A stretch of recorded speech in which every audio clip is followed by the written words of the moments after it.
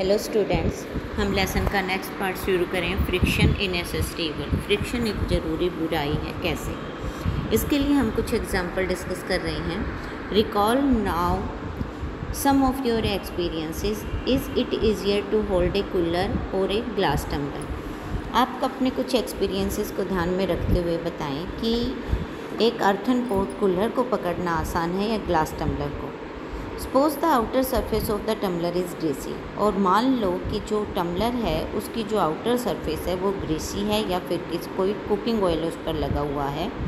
Would it become easier or more difficult to hold it? सोचो कि इसको पकड़ना आसान होगा कि मुश्किल होगा। Just think, would it be possible to hold the glass at all if there is no friction? क्या ग्लास को पकड़ना आसान रहेगा अगर फ्रिक्शन हो ही ना? Recall also how difficult it is to move on a wet muddy track or a wet marble floor.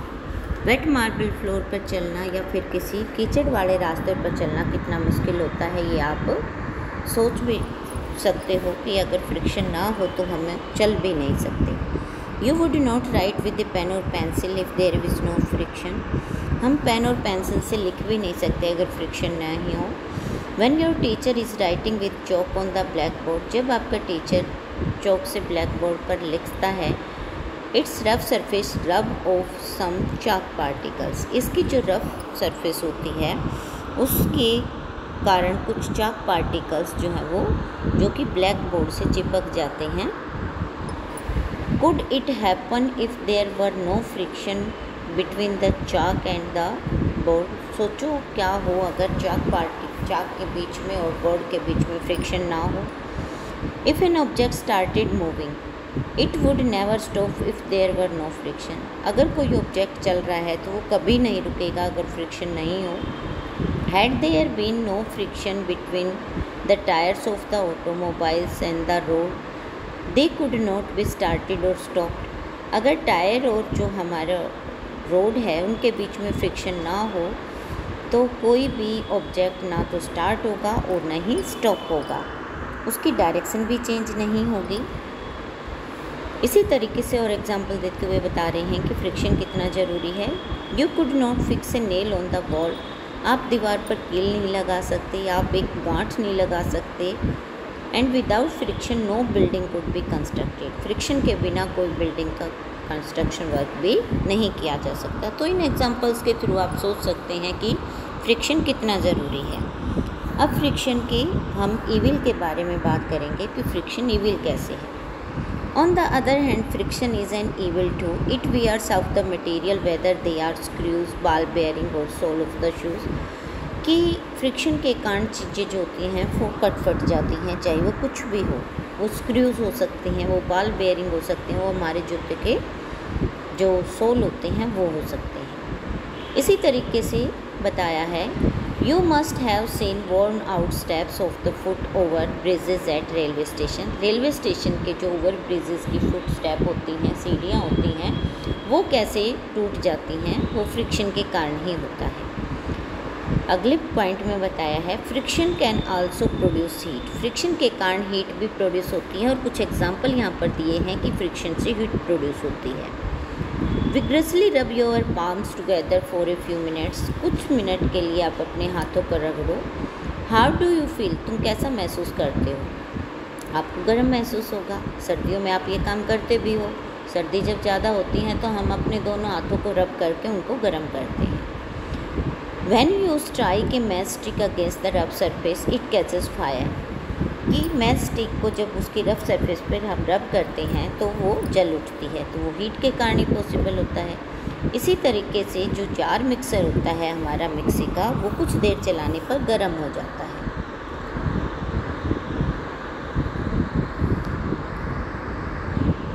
इसी तरीके से आप समझ सकते हैं कि फ्रिक्शन जो है वो हीट प्रोड्यूस होता है। तो यहाँ पर ये फ्रिक्शन उसी के बारे में बताया है कि कुछ मशीनें जब ऑपरेट की जाती हैं तो उसमें काफ़ी मात्रा में हीट प्रोड्यूस होती है और वेस्टेज ऑफ एनर्जी होता है। तो हमने कितने सारे एग्जाम्पल पढ़े जिसमें हमने देखा कि हीट जो है हीट प्रोड्यूस होती है। इसके अलावा फ्रिक्शन के कारण चीज़ें कट फट जाती हैं और इसलिए हम कहेंगे कि फ्रिक्शन नेसेसरीबल है, क्योंकि इससे पहले हमने बहुत सारे पॉइंट्स पढ़े जिसमें फ्रिक्शन ज़रूरी बताया गया है, यानी कि फ्रिक्शन के बगैर हमारा काम नहीं चल सकता।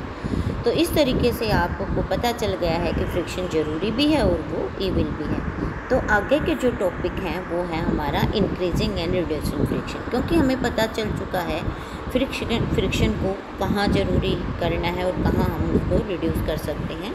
तो इस तरीके से जहाँ हमें वो डिज़ायरेबल है वहाँ हम इंक्रीज़ कर लेंगे, और जहाँ वो हमारा काम का नहीं है वहाँ हम रिड्यूस कर लेंगे। तो आपको कुछ मेथड्स बताए गए हैं इंक्रीजिंग और रिड्यूसिंग फ्रिक्शन के। यहाँ पर आप डायग्राम में देख सकते हो कि जो टायर्स हैं वो उसके थ्रेडेड हैं। ये टायर्स के जो उभार होते हैं इन्हीं को हम थ्रेड बोलते हैं, और इसी तरीके से जो जूते के शोल होते हैं उस पर उभार होते हैं, ग्रूव्ड होते हैं।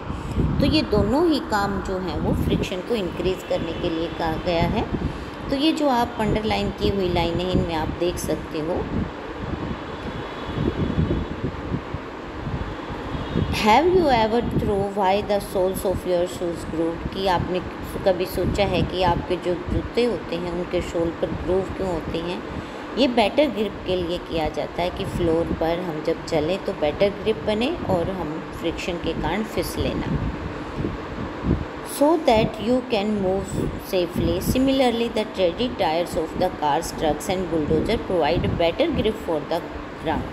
इसी तरीके से जो थ्रेडेड टायर्स हैं, जो टायर्स के उभार हैं वो उनको ग्रिप बनाने में मजबूत करते हैं, और इस तरीके से जितना भारी व्हीकल होगा उसके टायर्स उतने ही ज़्यादा थ्रेडेड होंगे।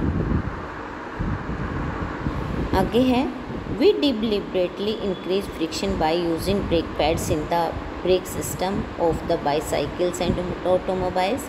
ब्रेक सिस्टम को अप्लाई करके हम फ्रिक्शन इंक्रीज़ करते हैं, और ऑटोमोबाइल और कोई भी हमारा व्हीकल है उसको ब्रेक लगाने में मदद मिलती है। उसके बाद है you might have seen the kabaddi players rub their hands with the soles for better grip of their opponents, कि कबड्डी के प्लेयर को कभी आपने देखा होगा कि वो अपने हाथों पर मिट्टी लगा लेते हैं जिससे कि उनके ओपोनेंट्स यानी कि उसके अपोजिट खिलाड़ी को पकड़ने में, उसको ग्रिप बनाने में मदद मिले। अगले एग्जाम्पल में बताया है कि gymnastics apply some or substances on their head to increase friction for better grip. जो जिम्नास्ट होते हैं वो अपने हाथों पर कुछ और सब्सटेंसेस का मीनिंग होता है कि कुछ खुरदुरे पदार्थ जो कि वो हाथों पर अप्लाई करते हैं जिससे उनकी बेटर ग्रिप बनती है फ्रिक्शन इंक्रीज होने के कारण। तब भी यहाँ पर इतने सारे मेथड पढ़े जिनसे हम फ्रिक्शन को इंक्रीज़ कर सकते हैं। आगे है फ्रिक्शन को रिड्यूस कैसे किया जा सकता है। यह आप एक डायग्राम देख रहे हैं जिसमें एक बच्चे जो हैं वो कैरम खेल रहे हैं। तो यहाँ पर भी फ्रिक्शन जो है वो हमारा अनडिज़ायरेबल है। तो अनडिज़ायरेबल जितनी भी कंडीशन है मीन्स जहाँ पर हमें फ्रिक्शन नुकसान पहुँचाता है वहाँ हम फ्रिक्शन को रिड्यूस कर लेते हैं। तो उसी के पॉइंट ऑफ व्यू से यहाँ पर बताया है कि why do you sprinkle fine powder on the carrom board, कि हम कैरम खेलते समय उन पर फाइन पाउडर क्यों डालते हैं। वो इसीलिए डालते हैं कि वो जो सरफेसेस हैं वो रफ़ हो चुकी होती हैं। सरफेसेस को स्मूथ बनाने के लिए, फ्रिक्शन को डिक्रीज़ करने के लिए हम ये काम करते हैं। दूसरा पॉइंट है you might have noticed that when a few drops of oil are poured on the hinges of the door move smoothly, कि जो हिंजेस होते हैं दरवाजे के, हिंजेस का मीनिंग है कि जहाँ पर दरवाज़ा हमारी चौखट से या दीवार से जुड़ा होता है वहाँ पर एक इंस्ट्रूमेंट लगा होता है जिससे दरवाज़ा आगे पीछे होता है। आपने 6th क्लास में हिंज जॉइंट के बारे में भी बताया था। हिंज जॉइंट हमारी एल्बो में होता है, तो वो भी हमारे हाथ की जो मूवमेंट है वो 180 डिग्री तक करता है। इसी तरीके से जो हमारे दरवाजे की मूवमेंट है वो भी हिंज के कारण 180 डिग्री तक होती है, और उसको स्मूथ बनाया जाता है उसमें ऑयल अप्लाई करके। अगर उसमें ऑयल अप्लाई कर दिया जाता है तो उसकी मूवमेंट स्मूथ हो जाती है। A bicycle and a motor machines uses grease between the moving parts of these machines. Bicycle या कोई भी मशीन है उसके मूविंग पार्ट्स के बीच में ग्रीस अप्लाई किया जाता है फ्रिक्शन को रिड्यूस करने के लिए। यहाँ पर जो अंडरलाइन दिख रही है आपको नेक्स्ट पैराग्राफ में, ये बताया है कि फ्रिक्शन को हम कैसे रिड्यूस करते हैं। वो तो हमने पता कर लिया कि फ्रिक्शन जो है वो कोई भी हमारे जो सब्सटेंसेस हैं वो अप्लाई करने पर सरफेसेस स्मूथ हो जाती हैं तो फ्रिक्शन रिड्यूस हो जाता है। तो कारण जैसे हमने फ्रिक्शन इंक्रीज़ का कारण पढ़ा था, तो यहाँ पर डिक्रीज़ का कारण पढ़ रहे हैं। तो हम यहाँ पर वाई वर्ड जोड़ सकते हैं कि why friction is decrease by applying the greasy substance या लुब्रिकेंट्स। व्हेन ऑयल, ग्रीस और graphite is applied between the moving parts of machine, a thin layer is formed है there and moving surface do not directly rub against each other.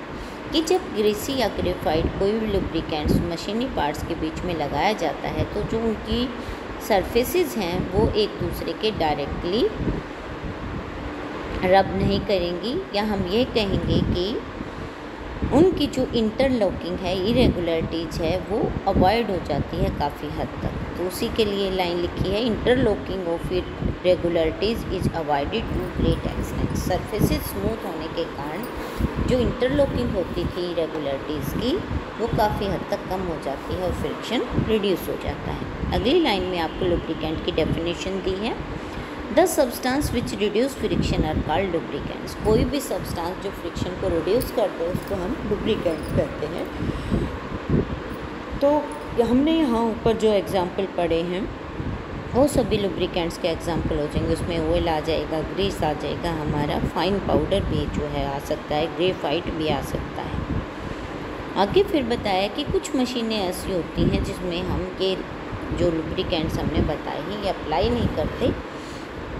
Oil lubricants उनमें apply करना ठीक नहीं होता मशीनों के लिए, तो ऐसी मशीनों में एयर कुशन्स को अप्लाई किया जाता है। एयर कुशन्स कोई एयर के बैग्स नहीं हैं, वास्तव में दो मशीनी पार्ट्स के बीच में हवा छोड़ दी जाती है, तो वो जब वर्क करते हैं तो वो एक दूसरे के से टकराएंगे नहीं, और जो हवा है उसके फ्रिक्शन को बिल्कुल ही रिड्यूस कर देगी। उसके बाद है व्हील रिड्यूस फ्रिक्शन, कि व्हील के कारण फ्रिक्शन रिड्यूस होता है। आप ये एक डायग्राम देख रहे हैं जिसमें एक अटैची को बच्चा जो है वो खींच रहा है। तो ये कैसे होता है कि कोई भी भारी बैग लगेज होता है हमारा, तो उसके ऊपर हम रोलर्स लगा देते हैं जिससे कि फ्रिक्शन रिड्यूस हो जाता है। ये जो हमारी अगली एक्टिविटी है, एक्टिविटी 12.4, इसमें भी यही एक्सपेरिमेंट को आपको अप्लाई करके बताया गया है। इसके लिए आपने क्या किया है, आपने 3 से 4 पेंसिलें लेनी हैं जो कि सिलेंड्रिकल हों, उस पर एक बुक अप्लाई करके हम उसको थोड़ा सा पुश करेंगे, तो थोड़ा सा पुश करने पर भी जो है हमारी बुक मूव कर जाती है। तो इस तरीके से जब हम कहेंगे कि इस तरीके से कोई भी एप्लीकेशन होती है, क्योंकि हमें पता है कि एक बॉडी किसी रोल्स के ऊपर रोल कर रही है, तो उस समय जो फ्रिक्शन अप्लाई होता है उसको रोलिंग फ्रिक्शन कहते हैं। तो रोलिंग फ्रिक्शन की डेफिनेशन है यहाँ पर ये, When one body rolls over the surface of another body, the resistance of its motion is called rolling friction। यानी कि जब कोई एक बॉडी किसी रोल्स के ऊपर रोल करती है तो उसको रोकने के लिए जो फोर्स अप्लाई होता है उसको हम रोलिंग फ्रिक्शन कहते हैं। यहाँ पर जो रेजिस्टेंस वर्ड है, रेजिस्टेंस का मीनिंग होता है रोकना, रुकावट पैदा करना। Rolling reduce friction, it is always easier roll than to slide a body over another. हमें पता है कि किसी बॉडी को स्लाइड करने के कंपैरिजन में रोल करना आसान होता है, इसलिए हम कहते हैं कि जो रोलिंग फ्रिक्शन है वो स्लाइडिंग फ्रिक्शन से कम है, और जो हमारे भारी लगेजेस होते हैं उन पर हम रोलर्स लगाते हैं। Since the rolling friction is smaller than the sliding friction, sliding is replaced in most machines bye rolling by the use of ball bearing. हमें ये बात का तो पता है ही कि जो रोलिंग फ्रिक्शन है वो स्लाइडिंग फ्रिक्शन से कम है, इसलिए कुछ मशीनों में हम स्लाइड फ्रिक्शन को रिप्लेस कर देते हैं रोलिंग फ्रिक्शन से, क्या करके, बॉल बेयरिंग को अप्लाई करके। और बॉल बेयरिंग का एग्जाम्पल आप पढ़ सकते हैं, हमारे जो छत के पंखे होते हैं उनमें बॉल बेयरिंग यूज़ किया जाता है। आपको नेक्स्ट डायग्राम में बॉल बेयरिंग का डायग्राम दिखाया गया है, आपने देखा भी होगा। उसके बाद है फ्लूइड फ्रिक्शन। फ्लूइड फ्रिक्शन क्या होता है, उसके लिए हम ये पैराग्राफ पढ़ लेते हैं। You know that air is very light and thin yet is exert frictional force on the object moving through it. हमें पता है कि जो एयर है वो बहुत ही लाइट है और पतली है, फिर भी उस पर जो चीज़ें मूव करती हैं उसके अंदर उन पर फ्रिक्शन अप्लाई होता है। इसी तरीके से पानी जो होता है वो भी मूविंग ऑब्जेक्ट के ऊपर फ्रिक्शन अप्लाई करता है। साइंस में ये दोनों ही चीज़ें कौन कौन सी, एयर और लिक्विड्स, इनको हम फ्लूइड्स कहते हैं। तो आपको फ्लूइड पता चल गया कि फ्लूइड क्या होता है, तो आप इस आगे जो लाइनें हैं इसमें आप फ्लूइड की डेफिनेशन कर सकते हैं। और जो फ्रिक्शन अप्लाई होता है फ्लूइड्स पर उसको हम ड्रैग कहते हैं। नेक्स्ट लाइन में आपको ड्रैग की डेफिनेशन मिल गई। The frictional force exerted by fluids is also called drag. उसके बाद इन्होंने बताया है कि ये जो फ्रिक्शनल फोर्स है ये इसमें भी एनर्जी वेस्ट होती है, इसलिए इसको कम करने के लिए जो ऑब्जेक्ट मूव करते हैं फ्लूइड्स में उनका स्पेशल शेप होता है। तो उसी के लिए आपको नेक्स्ट जो टॉपिक है पढ़ाया जा रहा है। The frictional force on an object is an fluids depend on its speed with respect to the fluid. कह रहे हैं कि जो फ्रिक्शनल फोर्स है वो डिपेंड करता है कि उसकी स्पीड कितनी है, किसकी, ऑब्जेक्ट की और फ्लूइड की। The frictional force also depend on the shape of the object that nature of the fluid. कि जो फ्रिक्शनल फोर्स है वो इस बात पर भी डिपेंड करता है कि जो ऑब्जेक्ट मूव कर रहा है उसकी शेप कैसी है और जो फ्लूइड है उसका नेचर कैसा है। तो ये बात तो हमें पता चली गई है कि फ्रिक्शन अप्लाई होता है और जो फ्रिक्शन है उसको रिड्यूस भी करना होता है। It is obvious that when objects move through the fluid, they have to overcome friction acting on them. In this process, they lose energy. Efforts are therefore made to minimize the friction. इसलिए हम ऐसे efforts करते हैं कि friction उनका कम हो जाए और इसलिए जो बॉडी ऑब्जेक्ट्स हैं जो उनमें मूव करती हैं उनको स्पेशल शेप दिया जाता है। और ये जो शेप होता है वो होता है हमारा कौन सा शेप, स्ट्रीमलाइन शेप। ये आपने 6th क्लास में भी पढ़ा था कि स्ट्रीमलाइन शेप क्या होता है। स्ट्रीमलाइन शेप ऐसा शेप होता है जो आगे और पीछे दोनों तरफ से नुकीला होता है। फिर आगे बात आती है कि ये जो स्पेशल शेप है, जो स्ट्रीमलाइन शेप है, इसका आइडिया साइंटिस्ट को कहाँ से आया। तो इसका आइडिया ऑफ कोर्स जो है वो नेचर से ही आया, क्योंकि नेचर में वाटर में फिशेस और बर्ड्स जो हैं वो एयर में मूव करते हैं और ये दोनों ही फ्लूइड हैं, तो उनका जो स्पेशल शेप है वो उनको उनमें चलने में मदद करता है। इस तरीके से हमारी एयर में और वाटर में चलने वाले सभी ऑब्जेक्ट्स का जो शेप है हम स्ट्रीमलाइन शेप बनाते हैं, जैसे कि aeroplane in air and boat in water. तो इस तरीके से आपको ये लेसन यहाँ पर ख़त्म हो रहा है। Good bye, have a nice day.